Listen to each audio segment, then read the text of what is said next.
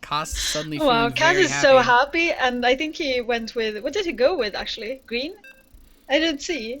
I missed it. Yeah, I mean, I guess we're about to find He out. was so happy, and he got to choose the color, and he is yellow. Wow, green versus yellow. This is actually not a color matchup we see, so I'm wondering if this will pan out into the player's strategies. He's going to be like, well, I think green...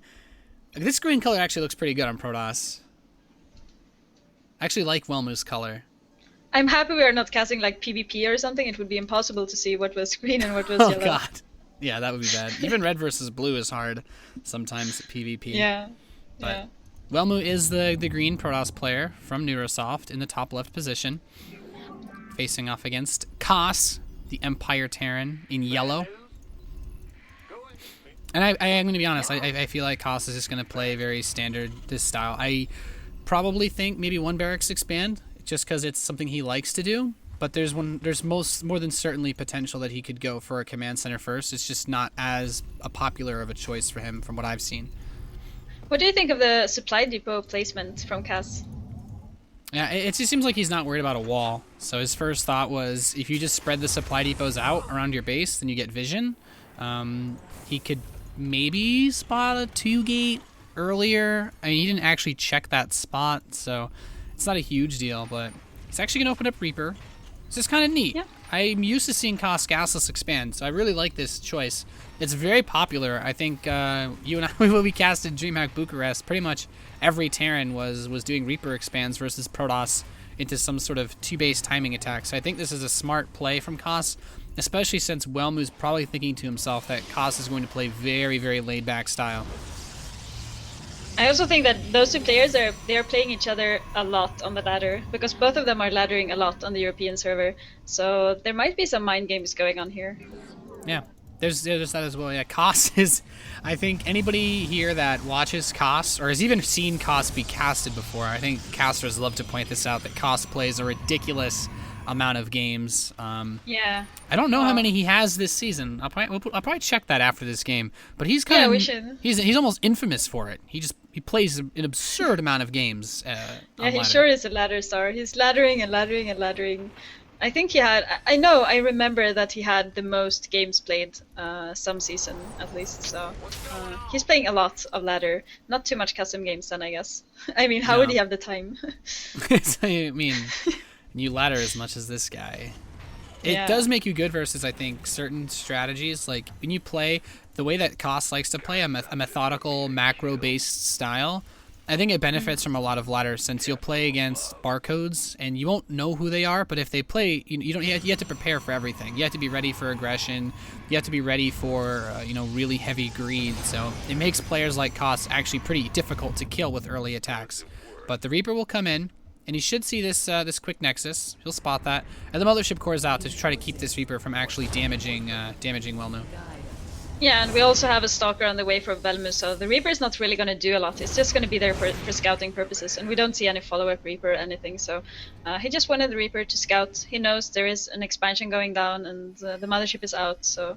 The Mothership core, excuse me. So he knows what he wanted to know, and now he's just going to macro behind this, putting up the second barracks. Very standard play here from Cass. Yeah, I like this a lot. This is, it feels weird to say that it's different, but it's different from what I've seen from Koss, and I really like that he's decided to go with this setup. This is that same type of innovation setup. I think we also saw, was it SC versus Hurricane? He did something, he basically did the same style as well. You go for the second barracks, you get the very quick stim pack up, and you try to keep your Reaper alive. Almost loses it right there, and he will need it to spot this Twilight Council. I wouldn't be surprised if we saw 2-base Blink. Even Protoss players that haven't been all-inning have still really been liking it, but it looks like it's actually going to be a Dark Shrine. Yeah, so he started mining gas quite soon, with 3 probes in gas in each of the geysers, so... the Dark Shrine follow-up here from our Protoss player, and what do you think about Cass? Do you think he will be prepared for this? I mean, this build is something that we have been seeing a bit more lately, I would say. Usually they started off building like 3 barracks after the command center, but now one fast tech lab with a stim pack and the second barracks with a reactor. So he will have a lot of marines. But do you know when to put in the engineering bay in this build? It all comes down to where you want to invest your resources. The Reaper won't be able to get in and grab that scout, and it's difficult since he actually doesn't have any energy for a scan. He has 2 mules. He doesn't know about this, and I guess to really answer your question, we saw players like Innovation get a quick Marauder to do some early pressure with. The engineering bay is coming in. He doesn't know 100% that it's on the way. If he's a little bit aware, I think he should be able to deal with the Dark Templar just by scanning, since he does have that available at his natural expansion. If he calls in a mule right now, and he just called down a mule, he could be in a little bit of trouble. He'll have another scan in maybe 15 or so seconds, but he should be okay. And we actually have the robotics bay on the way as well. He has not... There's the first Dark Templar now being warped in. Yeah, so if he's not calling down the mule now in his main, then he will be fine. But he might just call it down right before the oh wow, there it is. Okay, so he has no scans, but the turret is finishing. Oh wow. Perfect timing on the turret, but the Dark Templar, man. He managed to squeeze by, and there is one gonna go by into the main. He actually survived through that bunker, so we will have 2 DTs doing more damage than they were supposed to do here. Yeah, very nice. At the very least, he can chew apart these Marines. This is incredibly annoying. Welmu has he's got 4 kills with the Dark Templar and the natural. He has, I guess, the one in the main base. Okay, he did finish the turret, so it looks like he killed that Dark Templar off, but very nice. Even grabbed a 5th kill, going for a 6th. This is so annoying. It's like I built turrets, but I still can't kill the Dark Templar. I can't prevent it from doing damage. 10 kills. Oh no, is it gonna escape? Oh wow, are you kidding me? Did you see the Dark Templar in the natural base there? I almost feel bad. I almost feel bad for him. The Dark Templar is still in the natural. He didn't kill it. It's killing his barracks. It's so annoying. It's killing his barracks. He has to bring the SCVs to repair it. This is incredibly frustrating. I didn't even realize this Dark Templar managed to juke its way out. I thought it got killed, and he spends another scan in his natural, and this is a fantastic position to be in for Welmu. He has a Warp Prism moving out as well. He's moving into Double Forge, Colossi. There's no anti-air setup here, and this barracks is still it's getting rather low. Yeah, wow.